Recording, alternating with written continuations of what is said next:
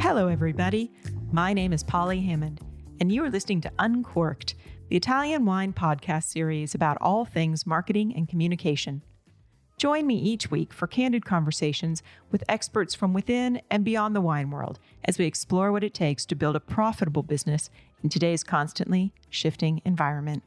2 years ago, Robert Joseph and I traded our passports for microphones and launched the first pandemic wine webinar series, Real Business of Wine. This year, we finally got to sit down in person for our first real-life interview since 2020. Listen in today as we talk wine thinking, marketing, selling, distributing, labels, branding, and just about anything else that comes our way. Let's get into it. Okay, Robert, we're right back to where we were 2 years ago. And in fact, I went back to my diary. You and I were in London together 2 years ago. Then we were supposed to go to Georgia together. And then we both happened to be going to Provine, and all of that got canned.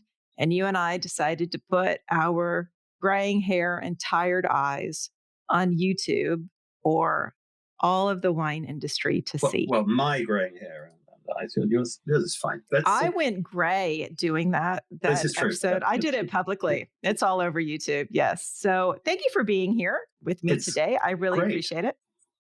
And thank you for jumping in on my interview with Riccardo Pasqua. It was nice. It was nice to have what felt like the team back together. That was lovely for me. And it was also, I love what the Pasquas are doing. And I think that they represent quite a lot of what's happening in Italy right now and has been happening for a while. And what I'm seeing now happening in France, which is really exciting. Okay. So we've had Vin Expo.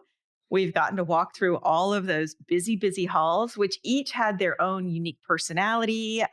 It was fascinating for me, I think, partially coming out of 2 years of being confined, but also just seeing that from the French perspective, because it's so vastly different to other similar trade shows. You went in, and that's what I want to talk about today. So we all know you as the writer, as Meiningers, as the wine thinker, as the presenter. You know, it is about the thoughts and future-proofing the wine industry, but you own a wine brand. Co-own. And you are in that space as the owner of a French wine brand. And I really want to hear your thoughts on how have things changed? What were you looking for? Are we going far enough? Is anybody going too far? Are some ideas just full of shit in practice? So kick it down to us. What do you think about what we saw at Vin Expo this year? Well, I think that the thing about the French, which has always interested me, I lived in France for 6 years, is the French say, we did a revolution, we don't do revolution, we do evolution. Things change gradually. And I think that's absolutely untrue.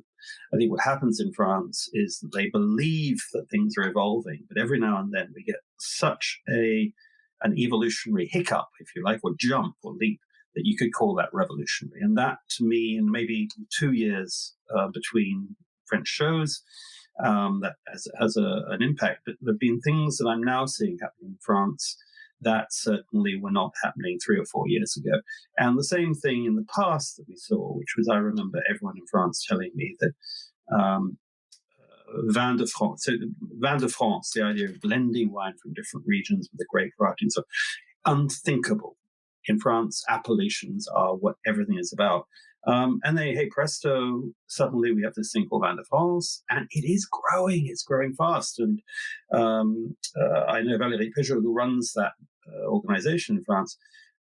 She's had one of the busiest stands at the fair, and it's booming. And the fascinating thing about Vin de France is that she's got all sorts of names there of people, including producers in Bordeaux and Burgundy and the Rhone, and big companies and small companies, all of whom are latching on to a potential of doing something different, not necessarily following the old rules, which brings me into how I started all this 16 years ago. Well, hold on. Before we get into Le Grand Noir, I have a question about that. So, okay, we've got French wineries that are embracing this. Do you think that this is profits? They just found that it was more profitable to go that route. Do you think that they are listening to consumers? Do you think that they want to be unbound by the heritage that has confined us? Like internal, external, philosophical. Why do you think that we've got so many people taking this on board now? All and none of the above, I guess. I think that France is a philosophically driven country. And there was a great moment in a conference, I don't know whether it really happened, it's an apocryphal moment, where somebody stood up from the New World and described what they were doing. And a Frenchman stood up and said, so I understand how what you're doing works in practice, but how does it work in theory? And the French model is based on a lot of theorizing and beliefs in stuff. And that is relevant because people that you would imagine being commercially driven, including French supermarkets, for example, are part of that philosophical game. So you had consumers in France wanting to buy varietal wines. There was evidence of that 10 years ago. And the supermarkets weren't giving it to them because the supermarket buyers didn't really want to believe in it themselves. That rosé, this rosé is for women and for the summer. So, we don't focus on rosé. And then go back in history, champagne rosé was just for chorus girls. So, everything is boxed in its little category. And then somebody works out that, Krug and Dom Perignon seem to be selling their rosé champagne for quite a lot of money. Maybe we could take that seriously. One or two companies were beginning to sell these vin de cépage varietal wines successfully in France. Maybe that will work, but it takes time. And unless you get the disruption is going to happen either by a disruptive French business or Frenchman, and there aren't enough of those. There are now more than there were, because generation change, which I'll come back to, or it's a foreigner. And so some of the most successful, or outsider, if you like, and some of the most successful things happening in French wine have been driven by outsiders of one kind or another. And in some sense, you are one of them. I mean, you did live in France, but you are an Englishman. You have a brand that is led by three Brits producing French wine for the broad market globally. Mm-hmm. Are you a disruptor? Yeah, no, I mean, the reason... Is it a disruptive brand? No, we were disruptors before the word disruptor or being disruptive was really commonly used, because in 2000 and when we started this 2005, I wanted to make, because I didn't know it wasn't easy to do, I thought, hey, let's go and compete with Mondavi and Hardy's and all these New World brands, because I'd seen how successful they were in the UK, amongst other places. I thought, and France wasn't doing it. There were very few successful, in fact, including European brands, that delivered large volumes consistently of a wine that people could buy and enjoy. And so it was all much more complicated, and there were all these things about when to drink it and how to drink it and how to understand the label. And I thought, why couldn't we do that? And we had no money, and I didn't really understand that you couldn't start a brand like this without lots of money. And so what happened was I talked to Hugh Ryman, who I'd known for a long time, who'd made wine in 17 other countries, I think. And I'd known his skills. I'd given, as a journalist and an organizer of competitions, I'd given him various prizes or handed over various prizes over the years. So I was a fan of what he could do. And we talked about doing something together over the years, but we talked about maybe making a small little project of what most people think about when we're making wine. And we thought this would be fun to do something big. And then I knew Kevin Shaw, who was a superstar label designer already working in London for a number of brands outside the UK. So he did Clos de Siete for Michel Roland, and he did Hendrick's Gin, I think it was around that time. And basically, the three of us said, right, we'll pool our talents. The thing I already understood, I'd done a book on wine labels, so I understood the value of packaging and labels. and I knew we couldn't afford to pay anyone to do it. So making the label designer a partner was the first stage in the game. We all knew we needed to find the production partner.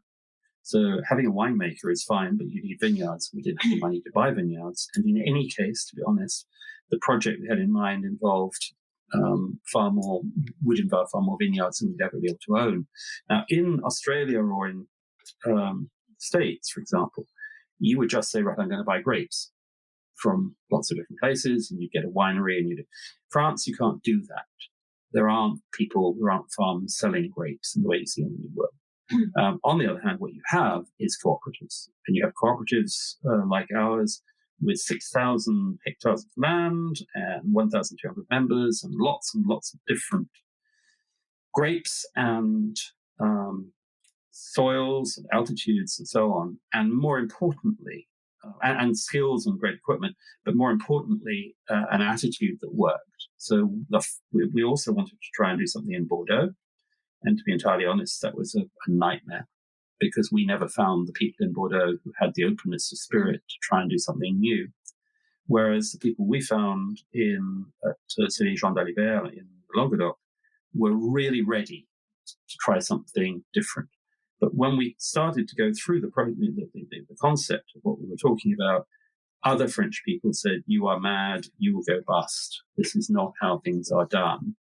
And the name of the brand, the Grand Noir, the black sheep on the label, was reflective of the fact that we were the odd ones out. We were and one of my friends, John Hegarty, who also has a vineyard in the region, his advertising agency had the black sheep as its logo by chance. And his line was, "When others zig, zag." And that's what we were doing.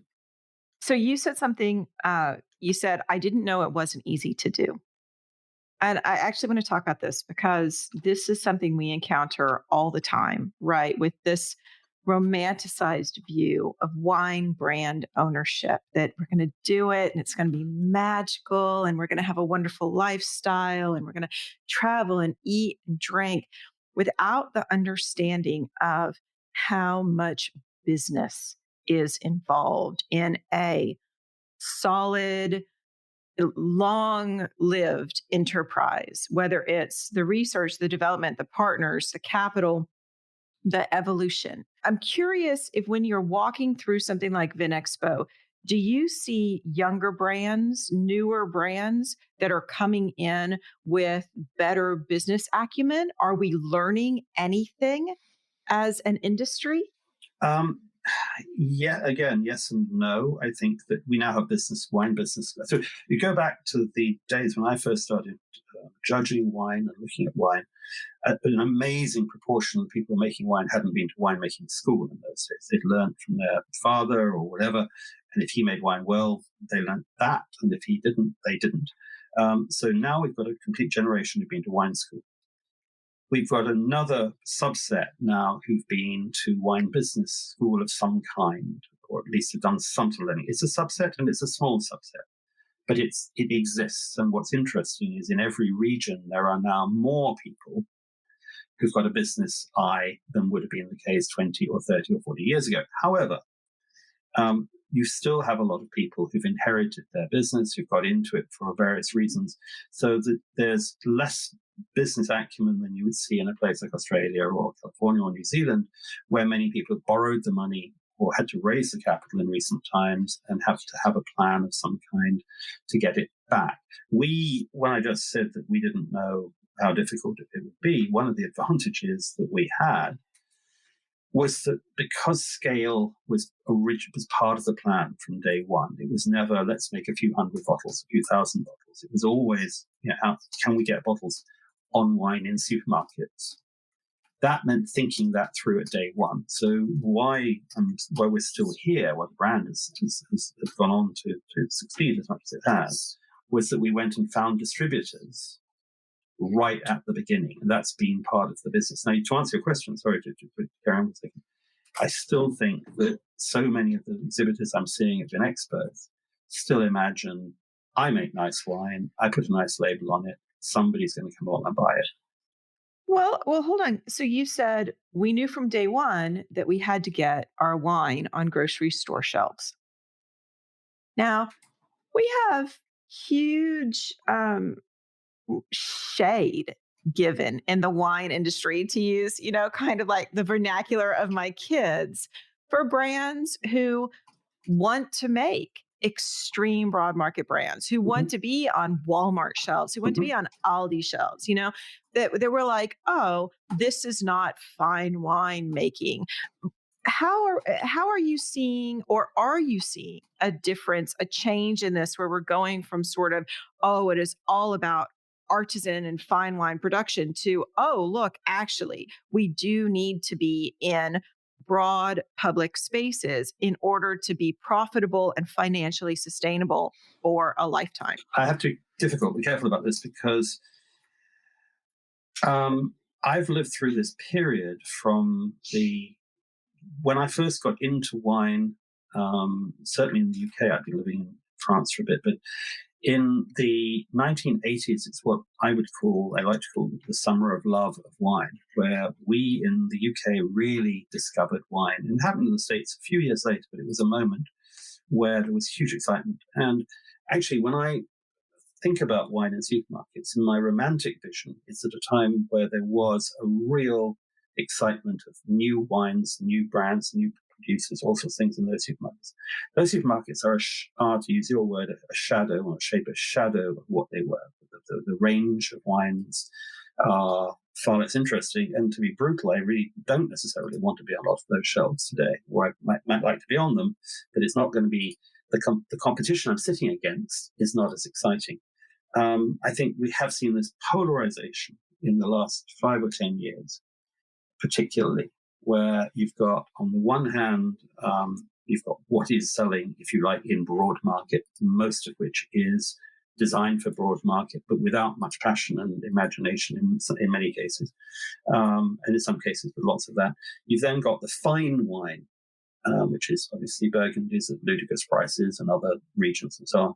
And then you've got this third area, which is, if you like, the natural wines that are not necessarily being bought because they taste better in classic terms, but they're being bought on the values that they're carrying in terms of winemaking. The winemakers, they may taste better to those people who are buying them, they may taste worse.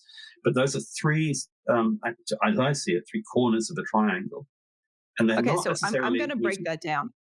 I'm going to break that down into marketing language. What we have is we have prestige brands, right? So that's our fine wine. And we have, what you're talking about is, we've got purpose-driven brands, and we have profit-driven brands. So prestige, purpose, and profit.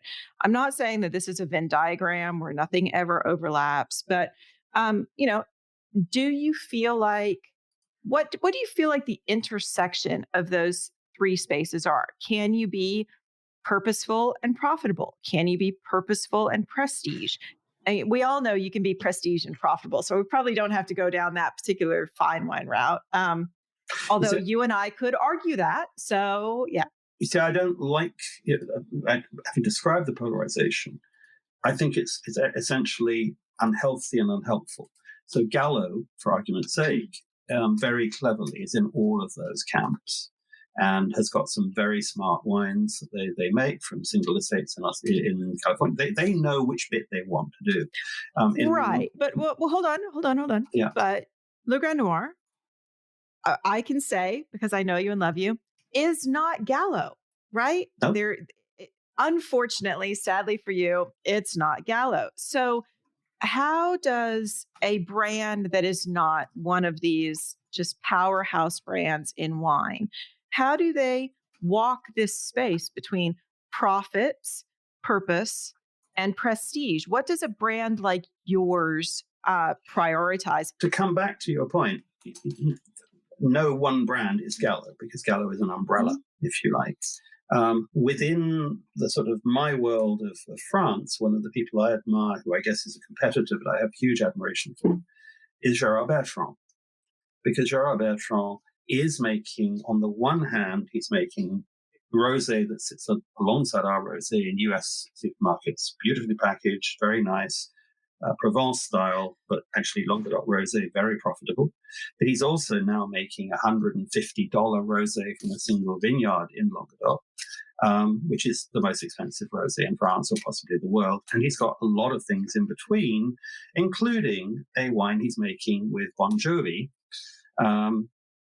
So if you like, a celebrity wine. Now, all of the point I'm trying to make here, which I think is important, is understanding who each wine is for. So back to Le Grand Noir, we have now organic wines within the range. For people who want to buy organic Grand Noir, that is something that we know that the distributors and their customers want. Now, we're not going to make the entire range organic. On the other hand, saying no to organic isn't necessarily the answer either for us. So it's actually learning from the market, evolving with it, and giving people what either they already know they want or what we feel that they're going to want as the trends change. Do you make mistakes? Yes, and we've made lots of them. I mean, lots and lots. You're one of the only people I know who'll talk about them. No, brands don't talk about their mistakes. So the first easy mistake we made was calling our first white wine is a Chardonnay Viognier. And we put that out onto the market, and it didn't work because in 2005, in the US, red blends and white blends were tiny. And so we had a Cabernet Syrah, or Shiraz as we called it at the time, and Chardonnay Viognier, and they were over there. Our importers said, actually, if you want to sell Chardonnay, or sell that wine, call it Chardonnay. It's 85-15, it's legally Chardonnay. So suddenly now it says Chardonnay on the front, and on the back label we say Chardonnay Viognier. But that was, if you like, an initial mistake for the US market. Second interesting mistake we made along the way was in packaging, because I hate natural corks. Our importers said, please put the wine in natural corks. We said, okay. We then went into Noma cork, which was at least more reliable. They said, no, we like natural corks. Our customers want natural corks. And then everyone said, hey, let's try screw caps for everything. And yeah, I was really delighted. We put all our wines in screw caps. These are $12 wines, which are the idea. What we're trying to do with our $12 wine, which is important to this whole story, is we're trying to give people a $15 to $25 experience for $10 to $12. So the labeling, the whole thing is supposed to make them feel that. And a screw cap just wasn't going to cut that. We understand why you're so anti-screw cap. I'm not. Sorry. Absolutely not. We use screw caps on our whites and our Pinot Noir, and I love screw caps. But I understand why the consumer who is trying to buy a $25 wine for $15, in the case of a Cabernet Sauvignon, doesn't want a Cabernet Sauvignon with a screw cap, because he's putting it on his table at home in front of people whose only experience of wine is with a corkscrew product. I don't say a natural cork. And the screw cap looks cheap. So basically, we're not doing him any favors. So we've now gone back. Now we use Diam. And it looks like a cork. It behaves like a cork, but he or she still gets to use the corkscrew. So it's actually putting yourself in the shoes of the end user. And then lastly, you talk about mistakes. It is the relationships that you have or don't have, and the distributors you have and you don't have. So one of the subjects is when I'm teaching, giving talks about wine and so on, I often ask people, so tell me what letter D is important in wine. And you see them here and they go, oh, Deidesheim, Douro, Dow, anything else? And eventually somebody goes, distribution. I'm very lucky if I get anyone to say distribution. They don't normally do that. One of the words I've never heard is depletions. Now, depletions is the most boring word in the world, but it's actually what it is you manage to sell a container of wine to someone, and you're sitting down drinking a champagne and you've forgotten all about it, and 6 months later, a year later, somebody says, hey, have those guys ordered another container yet or not? And they haven't. Well, the reason they haven't is because the wine is sitting in their warehouse. So to me, one of the first things you need to do as a producer is keep track of whether your wine is actually going to people's homes or restaurants and so being drunk. And that's a bit like being in a restaurant and imagining if you're not noticing the plates coming back from the tables heaped with food, you're not noticing the fact that people aren't enjoying your meals. So something that I know you and I have discussed this, and it's a big bugaboo for us, is that it's not just distribution, but it's historic distribution, it's balance of power in distribution, it's good communication in distribution, it's clear reporting. Like distribution is the number one issue that we deal with our global clients because we're so removed from essential data. I mean, whether it's consumer feedback, whether it's consumer data, whether it's depletion information, and it is a challenge that sometimes just seems completely unconquerable because we know we have to have the distribution, right? So what is it going to take? Is it going to be brands dictating new terms of distribution relationships? At which point, who can do that? Is it going to be distribution realizing that there are an awful lot of fairly shitty distributors out there and them actually learning to compete with each other for the value of their services?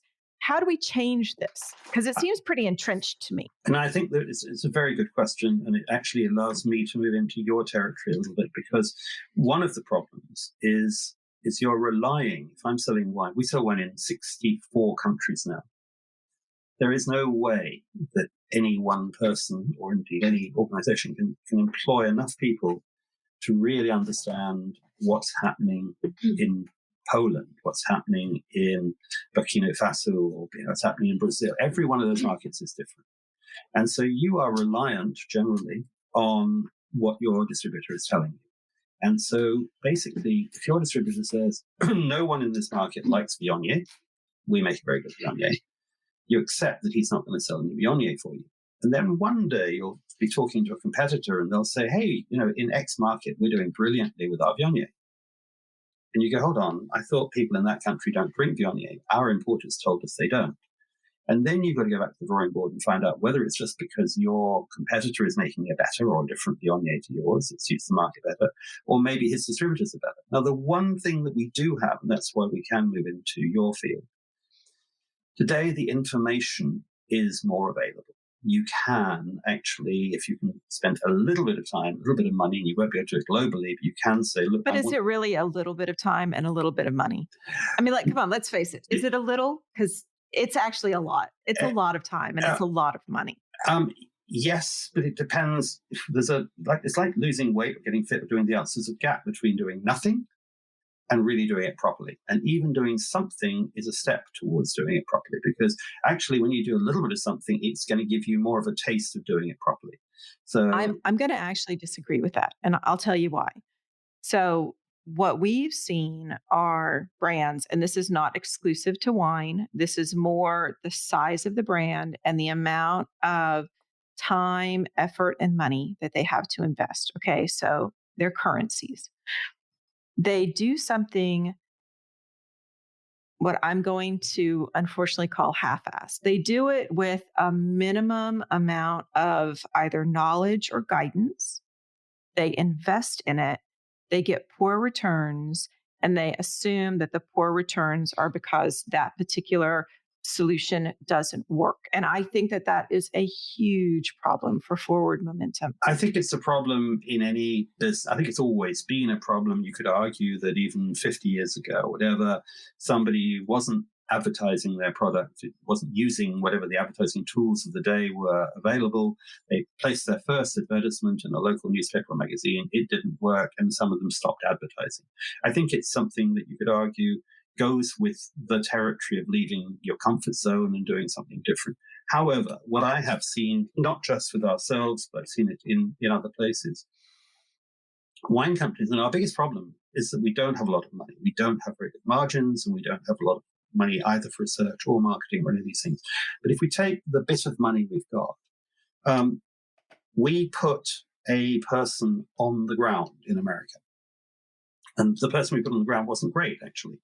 But the point about the person on the ground was they were not the salesperson. And their job was to go around talking to customers or potential customers and sounding out the market. And I was talking to another couple of competitors, because you meet people at fairs like Expo, you sit down, have a beer, and we'd all been doing the same sort of thing. And we all agreed that it'd be great to have 10 people on the ground in a market the size of America, because you really can't scratch the surface. But having a person there whose job is not to sell wine necessarily, he should help to, she should help to facilitate sales. But part of their job is to come back to us and say, hey, our Viognier is not doing very well, but our competitors is doing brilliantly. We need to talk to our distributor. So you talk about mistakes. Our rosé, which is now doing pretty successfully, we initially, like a lot of people, put it into a clear Bordeaux glass bottle, and it's quite attractive. But very soon, looking at all the shelves, all the Provence bottles, not all of them, a lot of them are nice. So we said, right, we want to change our bottle shape. And our distributors said, no, we don't need to do that. It takes more room on the shelf and so on. So we didn't do it for a year or two, because we were waiting for them to give us the green light to do it. And our guy on the ground said, you really should be doing this. And a year 2 or 3 of that process, we said, right, we're doing it. We should have done it on day one. So it is actually a combination of, yes, listen to your distributor rather than listen to no one, but B, get other information. So, wearing my other hat with Meiningers, Wine Business International, one of the things we're trying to do is to give people quick reads online where you can say, I want to know about the Brazilian market or the Polish market, and just get something in there. Now, if that interests you enough, then maybe, to your point, you can go and buy $1,000, $2,000 report on that country or do something else. But at least you may know more than nothing. What I'm taking away from that is we have right now a surfeit of data coming at us, right? We've got, I think, a heavy reliance or belief in quantitative data, because that's what we had access to for so long. What I would counter, based on what I'm hearing from you, but also just the work that we do, is that social media and the internet, emails, websites, events, we now actually have, even if we are operating in global markets where we can't have tasting rooms and pop-ups and location, we do have access to qualitative data, and that we need a better way to gather and to analyze, to read, and then to react to qualitative data. Do you feel like that's a valid representation of what you're saying? It is totally valid, but the big problem is that we tend, in this industry, and it's probably true in all industries, to focus in on the data we like. So if I'm making an orange wine, I'm going to hook onto everybody's report. Anything I read anywhere that says orange wine is really taking off in Japan or London or whatever. And I'll get 6 or 7 of the right people are saying it's great and it's working and so on.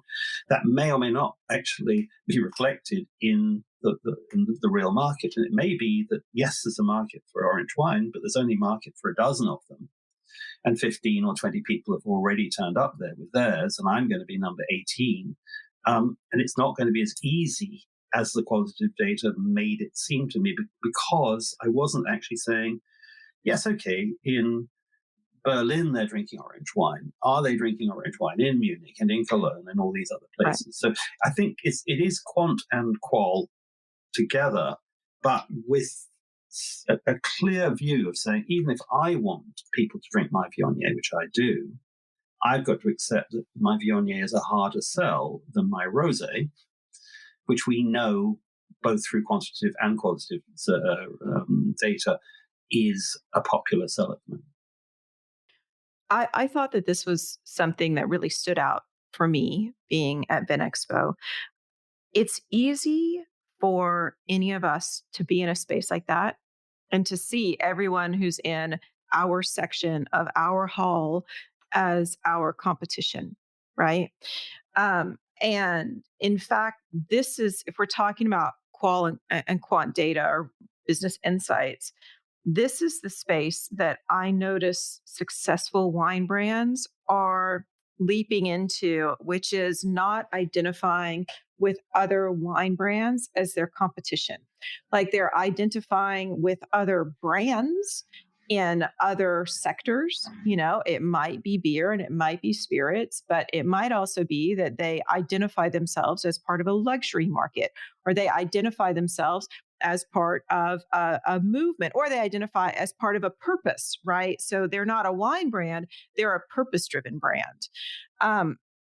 Coming from the experience of being part of a cooperative, like how much does that purpose matter to Le Grand Noir?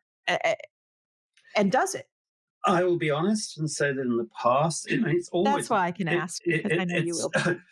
In the past, it's always mattered because we really love working with the people we're working with, and at every level. And these are because it's actually a collection of cooperatives. There's a manager of each cooperative, and each one is responsible to all the members that they have to deal with. And it's at a very human level. And so we've done things like trying to bring sustainability into the whole business and introducing them to what's happening in New Zealand and elsewhere before possibly anybody else was doing it. And at being a cooperative, we had to have buy-in from the growers. It wasn't a question of the boss saying, hey, everyone's going to do this. We had to actually persuade a lot of people who weren't necessarily aware of the trends and the reasons and so on. So in that sense, we were aware. But I think increasingly today, and I have to be very honest, the cooperative wine, agriculture in general, but the cooperative wine movement in Europe, which is still responsible for about half the wine. It's huge. None of the wine writers I know give it a fraction of the awareness it deserves. Generally, they were bad. If you go back to the 80s and early 90s, the quality was appalling. And the reason that my partner Hugh Ryman got to work in 17 countries was that retailers in the UK and elsewhere sent people like him in to make wine in cooperatives that were otherwise making it badly. So there's a real background history of the cooperative movement not having the reputation and so on. I think to your point about purpose today, whilst an awful lot of people are really focused in on wouldn't it be lovely if all wine was made by little families on their little estates and so on, it doesn't work.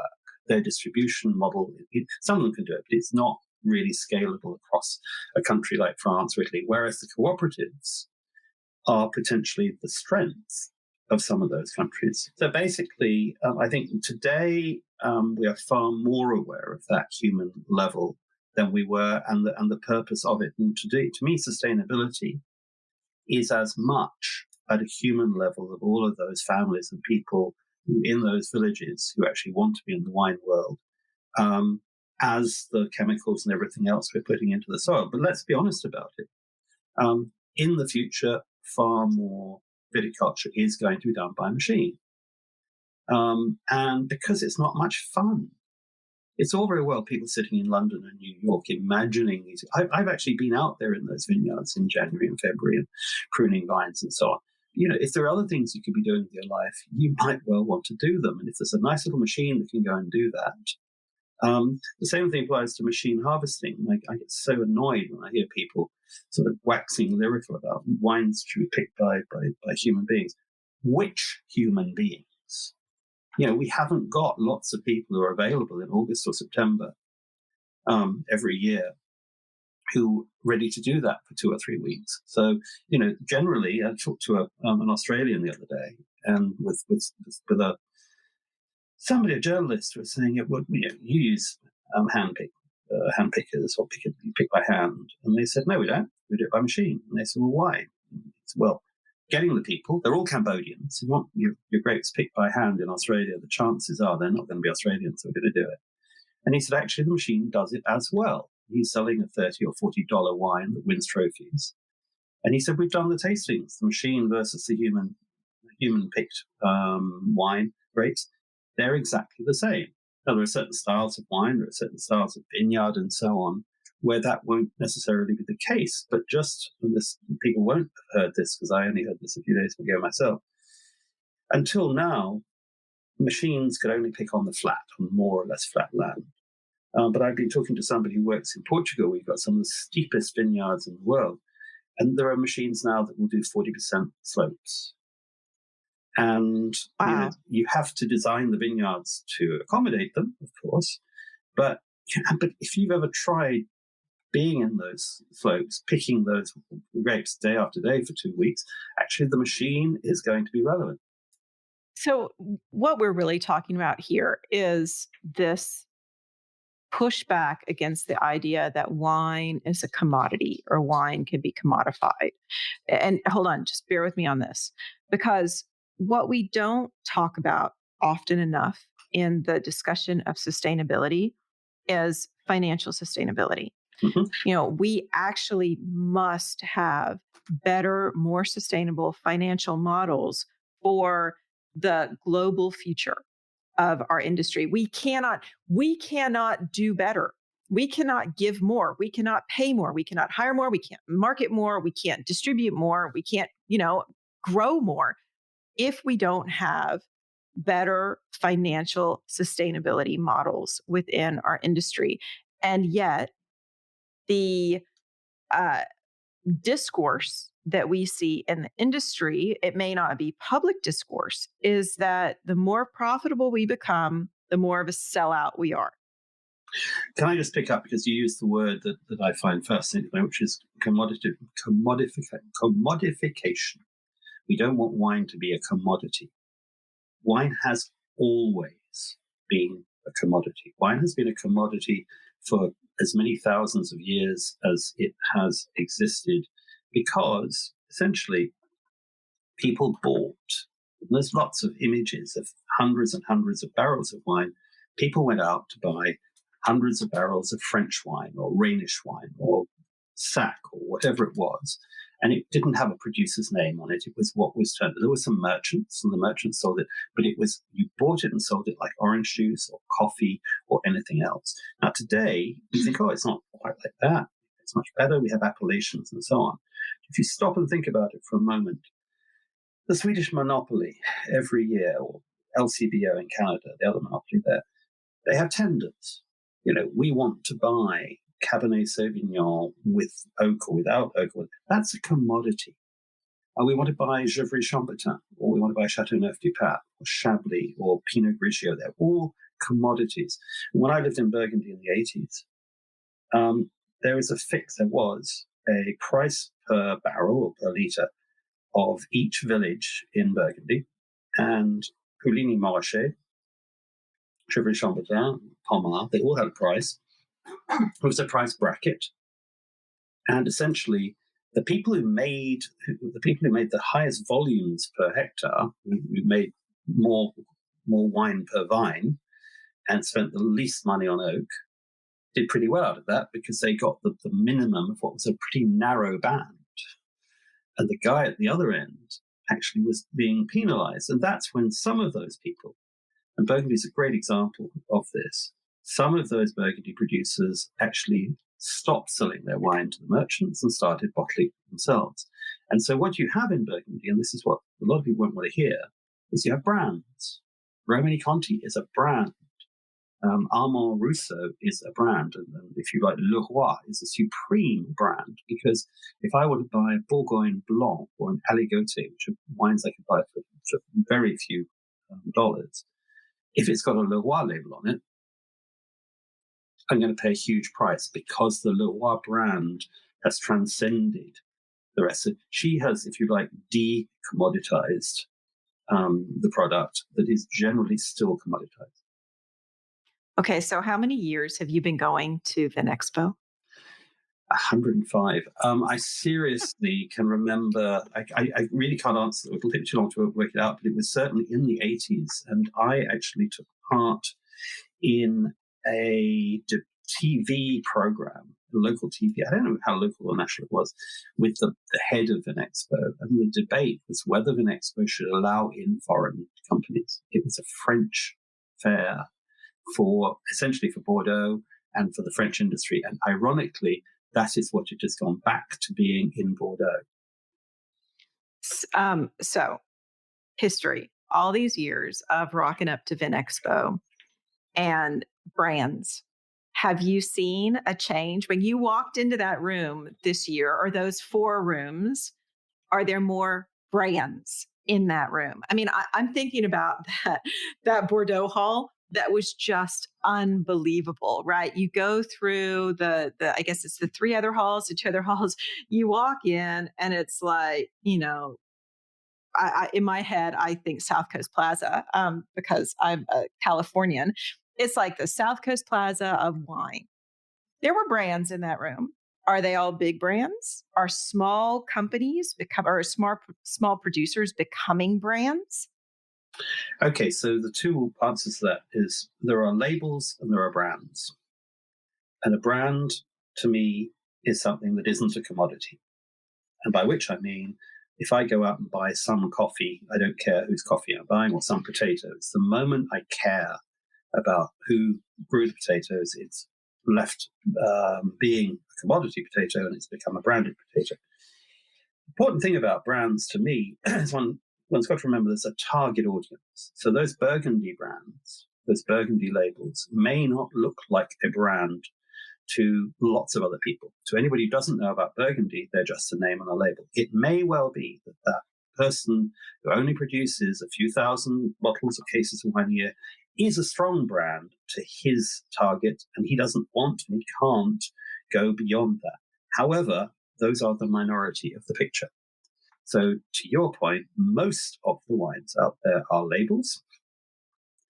A few of them are brands, and it is very hard to tell which is which unless you actually are right within their little world of who their target audience is. Last thing, I've saved my favorite question for last because it's just fun to talk about. And we did a whole Real Business of Wine on this. Labels. Holy shit. The labels, the merchandising stands. I mean, I've got picture after picture on my phone because, yes, there's still so many of those like old, tried and true French labels. But there were some fabulous labels this year. I think Italy got there first. Way. When I was doing my book on labels, France was dull as anything. Italy was beginning. And the thing is, everyone does good labels now. That's the danger. I'm doing work in Moldova. There's lots of great labels on Moldovan wines. Having a good label now, it's like having a good singer or musician or whatever. There's loads and loads of them. How do you stand out?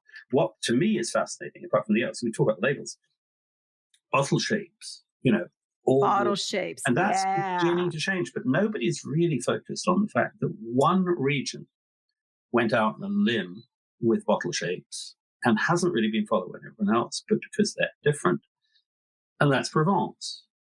Because until Provence Rosé really came along, there were some label games some bottle shapes that were interesting in Champagne, because you had Dom Perignon and some of the others. So that was a place where you did it. And there's no accident or coincidence that champagne houses belong to companies that own perfume businesses and spirits businesses. But the rest of the world still went on, and then all we had was the heavier version of the existing bottle, so the bigger Bordeaux bottle.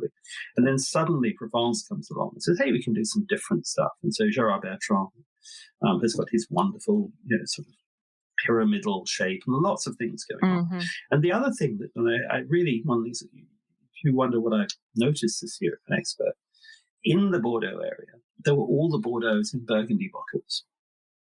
And all those, and those wines in Burgundy bottles were single grape varieties, so pure Malbec and pure Petit Verdot and pure Cabernet. That is revolutionary. And 5 or 10 years ago, if you'd said to anyone, that's what's going to happen, people would have said no. But what was interesting was that at one of the cooperatives, Univitis, they've got these 4, as I said, Burgundy bottles, single varieties, very boldly labeled. They produce those at a chateau they own, the cooperative owns, which also has its own traditional Bordeaux style, Bordeaux bottle traditional label. The traditional wine is selling for €7.50. The Burgundy bottles are 13. So that goes against everything that anyone would have thought. Now, I'm being careful at this because that's if you like, the rack rate. That's the price they're asking. I have no way of knowing how well those wines are selling, how they're being accepted in the market, and so on. But it is a fact. And in terms of, to come back to what we're doing, not in terms of labels, but it kind of is. 98% of what we do with Le Grand Noir is IGP, Vin de Pays. We have a small amount of reserve, which is AOC, which under the Languedoc label. And that's been working very well. 4 years ago, Monoprix, who are one of the more dynamic French retailers, anyone in Britain knows Waitrose, they will sell the more interesting wines at a supermarket level, came along to us and said, we like your Cabernet Syrah. We'd like to buy it. We're happy with your price. There's only one request. Will you take the IGP off and put Vin de France on? Vin de France is, in theory, a lesser appellation. It's the lowest level, in theory, of those. And we said, yeah, sure, if you want to buy it. They've been buying it. My wine is on sale in every Monoprix in France with a wine range, and we've been in there for 4 years, so something's working. We are one of their least expensive Vin de France in that range. We are selling for €4.95, which in France is not that cheap for the sort of daily drinking sort of mid-range wine. You can get a lot of appellation Languedoc wines for less than that. So why is our wine selling? Why did they ask for that? And why is our wine selling as a Vin de France? Because Vin de France is now a disruptive segment, if you like, within the market, because so many people who are trying to make wine doesn't fit into the old model. They're trying to make an orange wine, a natural wine, a rosé at a place that doesn't make rosé, a wine with a bit of residual sugar that doesn't have it. A whole range of wines that don't fit within the old model. And what they're doing is to say, okay, I'll call that Vin de France. So Vin de France is growing within France, and it's growing. It was originally designed as an export model. It's really taking off, and we're actually working along with it. Now, I'll put Vin de France on our wines in markets that want it. We'll go whatever designation works, but it shows how things are changing and how, when we were started, we were the black sheep. I think now there are a lot more black sheep out there along with us. And the good news... You were the OG. You were the original Grand Noir. We were the original ones. And I think what I'm pleased to say, in a way, is that, yes, it's going to be tougher for us to keep being a bit different, but it's better for consumers because they're going to get more experiences.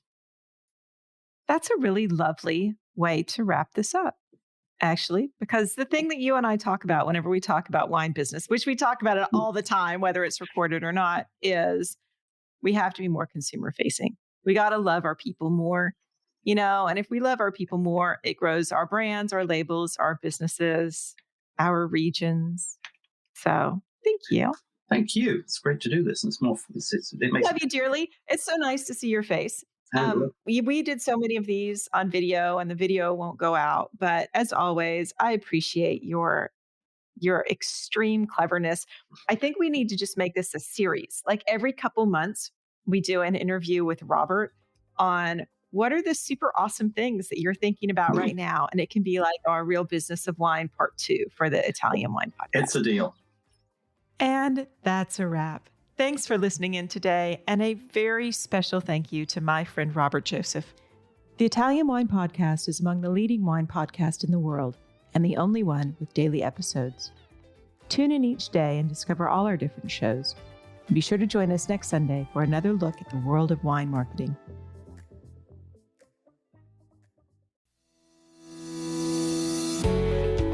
guys, I'm Joy Livingston, and I am the producer of the Italian Wine Podcast. Thank you for listening. We are the only wine podcast that has been doing a daily show since the pandemic began. This is a labor of love, and we are committed to bringing you free content every day. Of course, this takes time and effort, not to mention the cost of equipment, production, and editing. We would be grateful for your donations, suggestions, requests, and ideas. For more information on how to get in touch, go to ItalianWinePodcast.com.